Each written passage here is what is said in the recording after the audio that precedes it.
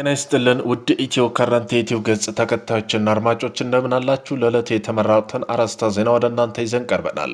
እስራኤል የኢራን ብሔራዊ ደህንነት ምክር ቤት ጸሐፊ አሊ ላራንጂን አስወግጃለሁ ካለች በኋላ አሁን ደግሞ ትኩረታችን ወደ አዲሱ የኢራን ጠቅላይ መሪ ሙጃቢን ካሚኒን አዙራለች። የእስራኤል ጦር ቃል አቀባይ ኤፍን ደፍሪን ለጋዜጠኞች በሰጡት መግለጫ ስለ ሙጃቢን ካሚኒ የምናውቀው ነገር የለም፣ አንሰማውም፣ አናየውም። ነገር ግን አንድ ነገር ልነግራቸው ክትትል እያደረግን እንገኛለን ብለዋል። ከዚያ በኋላ እናስወግዳለን ሲሉ ዝተዋል።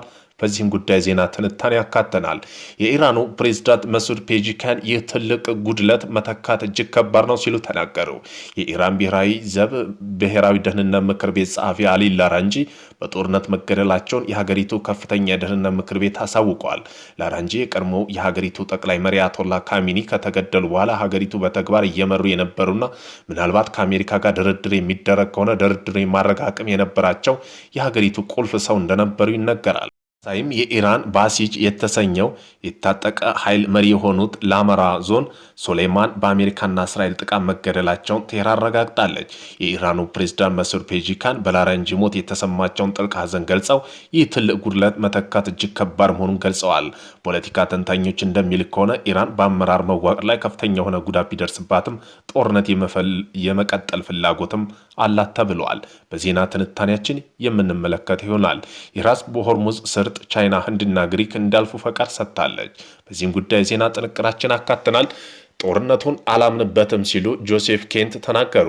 የአሜሪካ ብሔራዊ የጸረ ሽብር ማዕከላት ዳይሬክተር የሆኑት ጆሴፍ ኬንት ከኢራን ጋር የተገናኘ ለትራምፕ የስራ መልቀቂያ ደብዳቤ አቅርበዋል። በዜና ትንታኔያችን አካተነዋል። ቆይታቸው የምትሰሙት ይሆናል።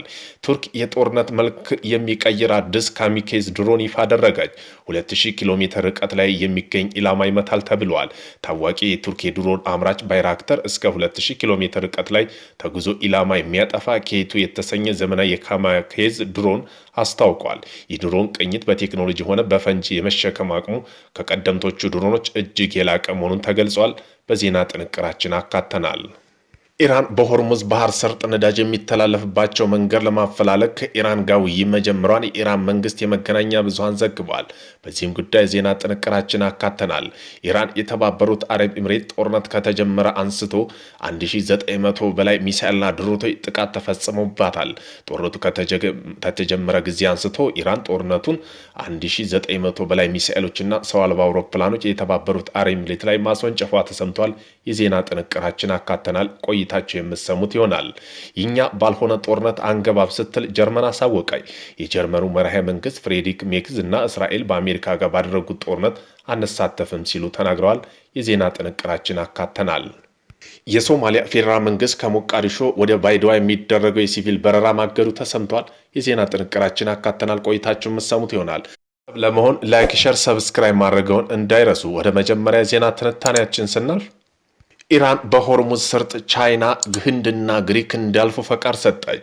ኢራን በእስራኤልና አሜሪካ ጥቃት ምክንያት ተዘግቶ የቆየ ሆርሙዝ ባህር መስመር ለሶስት ሀገራት መርከቦች የማለፍ ፍቃድ መስጠት ተሰምተዋል። ፍቃድ የተሰጣቸው ቻይና፣ ህንድና ብቸኛው አውሮፓ ተወካይ ለሆነችው ግሪክ መርከቦች ነው። እንደ ሎዲስ ሊስት መረጃ ከመጋቢት 1 እስከ 11 ባለው ጊዜ ውስጥ ያለፉ መርከቦች 77 ብቻ ሲሆን ይህ ካለፈው ዓመት ተመሳሳይ ወቅት 1229 መርከቦች ሲነጻጸር እጅግ ዝቅተኛ ነው። ካለፉት መርከቦች መካከል 26 በመቶ ከኢራን ጋር ግንኙነት ያላቸው ሲሆን ግሪክና ቻይና በቅደም ተከተሉ 13 እና 12 በመቶ ድርሻ አላቸው። የህንድ መርከቦች የባህር ኃይል ጥበቃ እንዲያልፉ ቢፈቀድላቸውም አሁን በርካታ መርከቦች በውይይት መዘግየት ምክንያት በመጠባበቅ ላይ ናቸው ተብሏል። የአሜሪካ የብሔራዊ ጸረ ሽብር ማዕከል ዳይሬክተር የሆኑት ጆሴፍ ኬንት ከኢራን ጋር በተገናኘ ለትራምፕ የስራ መልቀቂያ ደብዳቤ ያቀረቡ። ዳይሬክተሩ በኢራን ላይ እየተካሄደ ያለው ጦርነት በህሊናቸው መደገፍ እንደማይችሉ በመግለጽ ኃላፊነታቸውን ለመልቀቅ መወሰናቸው ተገልጿል።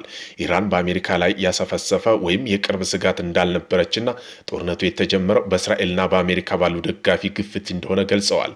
ፕሬዚዳንት ትራምፕ በመጀመሪያ የስራ ዘመናቸው ማለቂያ ላይ የሌሎች ጦርነቶች ለማስወገድ የነበራቸውን አቋም እንደማያደንቁና እስከ ሰኔ 2025 ድረስ ይህ አቋም ተረድተውት እንደነበር ይጠቀሳል።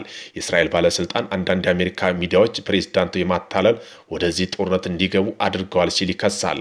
ዳይሬክተሩ በጦርነት ውስጥ 11 ጊዜ የተሳተፉት አንጋፋው ወታደር መሆናቸውና ባለቤታቸው ሻኒም በእስራኤል የተቀነባበረ ጦርነት ማጣታቸውን በመጥቀስ የሚቀጥሉትን ትውልድ ለአሜሪካ ጥቅም ለማይል ጦርነት መላክ እንደማያስፈልግ ገልጸዋል። ቱርክ የጦርነት መልክ የሚቀይር አዲስ ካማኬዝ ድሮን ይፋ አደረገች።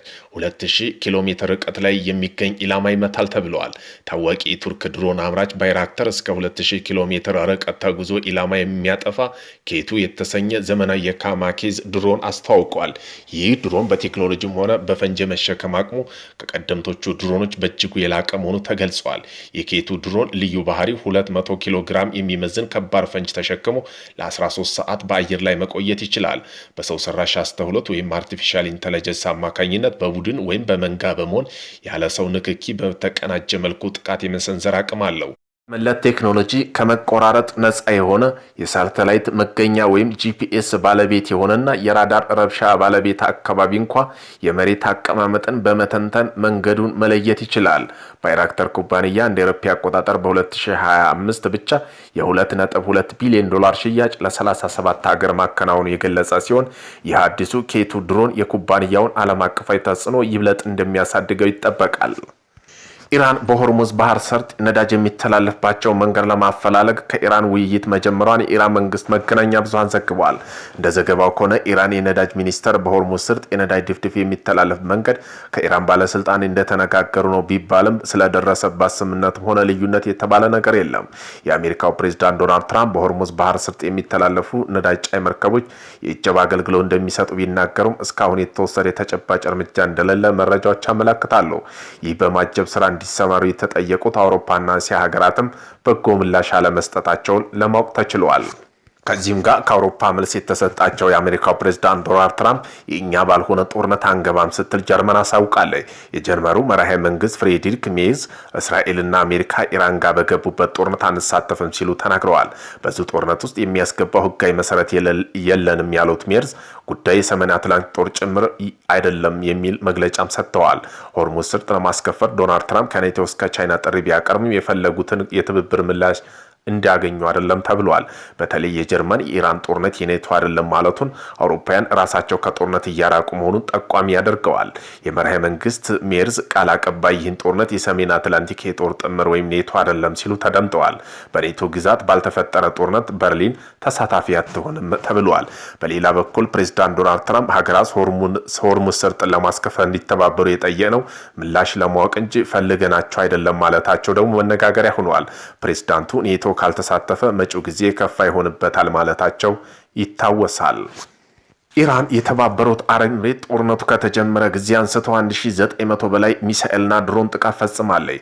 ጦርነቱ ከተጀመረባት ጊዜ አንስቶ ኢራን ጦር 1900 በላይ ሚሳኤሎችና ሰው አልባ አውሮፕላን ወይም ድሮኖች የተባበሩት አረብ ኤሚሬት ላይ ማስወንጨፏ ተሰምተዋል። ኢራን በተባበሩት አረብ ኤሚሬት የትራንስፖርትና ነዳጅ መሰረተ ልማት ላይ ኢላማ ማድረግ ጥቃት ፈጽማለች። ዱባይ ዓለም አቀፍ አውሮፕላን ማረፊያ አካባቢ ከድሮን ጋር በተያያዘ ጥቃት ከደረሰ በኋላ በደረሰ የእሳት አደጋ በረራ ለጊዜው ተቋርጠዋል። ከአንድ ሰው አልባ አውሮፕላን በደረሰ ጥቃት በክልሉ የሚገኘው ትልቅ የነዳጅ ማከማቻ ስፍራ አንዱ በሆነው ፋጅራህ ስትራቴጂ ጠቀሜታ ባለው ወደብ ላይ የእሳት ቃጠሎ አስነስተዋል። በተባበሩት አረብ ኤሚሬት ዋና ከተማ አቡዳቢ ዳርቻ ላይ በመኪና ላይ በደረሰ የሮኬት ጥቃት አንድ ፍልስጤማዊ ዜጋ መሞቱን የከተማ መገናኛ ብዙሃን ጽሕፈት ቤት ዘግቧል። ኢራን በእስራኤልና በአሜሪካ ከተፈጸመባት ጥቃት በኋላ የጀመረችው የአጸፋ ጥቃት ከፍተኛ መዘግየቶችና መስተጓጎል በመፍጠር የዱባይ ዓለም አቀፍ አውሮፕላን ማረፊያ በርካታ ጥቃቶች ሲደርስበት ቆይተዋል። በየካቲት ወር መጨረሻ በዱባይ የሚገኘው ቅንጡ ሆቴልም ተመትቷል። የተባበሩት አረብ ኤሚሬት የአየር ትራፊክ እንቅስቃሴ ወደበኛው መመለስ የተሰማ ሲሆን ከሳምንታት በፊት ለጊዜው መዘጋቱ አይዘነጋም። ባለፈው ማክሰኞ ጄኔራል ሲቪል አቪዬሽን ባለስልጣን ባሉ የቀጠና የጸጥታ ችግሮች ምክንያት የሀገሪቱ አየር ክልል በጊዜያዊ እንዲዘጋ ማድረጉ ይታወሳል። የሶማሊያ ፌዴራል መንግስት ከሞቃዲሾ ወደ ባይዶዋ የሚደረገው የሲቪል በረራ ማገዱ ተሰማ። የሶማሌ ፌዴራል መንግስት ከሞቃዲሾ ባይዶዋ የሚያደርገው የሲቪል በረራ ማገዱን ሲሰማ እርምጃው በፌዴራል መንግስትና በደቡብ ምዕራብ ሶማሌ አስተዳደር መካከል እየተባባሰ የወጣውን የፖለቲካ ፍጥጫ ተከትሎ የተወሰነ የጫና ማሳረፊያ ስል ተደርጎ ተደርጎ ተወስደዋል። ይህ የበረራ መቆራረጥ የመጣው በደቡብ ምዕራብ ሶማሊያ አስተዳደር ፌዴራል መንግስት በውስጡ ጉዳይ ጣልቃ እየገባ ነው በሚል ከሞቃዲሾ ጋር የነበረው የፖለቲካና ትብብር ግንኙነት በይፋ ማቋረጡን ባስታወቀ ጥቂት ሰዓታት ውስጥ ነው። እንደ ሂራን ሚዲያ ዘገባ ከሆነ በጀምሮ የንግድ መንገደኞች አውሮፕላን ባይድዋ ማረፍ አልቻሉም። እገዳው የተባበሩት መንግስታት ድርጅት የጭነት በረራዎች ብቻ እንዲንቀሳቀሱ ተፈቅዷል። የክልል መስተዳደር ከፍተኛ ባለስልጣን የሆኑት ኤልያስ አሊ ኑር በሰጡ መግለጫ ሶማሌ መንግስት መንገደኛ አውሮፕላን ባይድዋ እንዳይገቡ አግዷል። ማክሰኞ ጠዋት 12 ሰዓት ላይ ሰዎች ወደ አውሮፕላን ማረፊያ ቢገቡም እንኳ እንዲነሱ አልተፈቀደላቸውም ብለዋል። የበረራ ፍቃድ ተሰጥቶ የነበረ ሲሆን ቀጠሮ የተያዘለት የመንገደኛ በረራ ተሰርዞ ወደ ቀጣዩ ቀን ተላልፈዋል።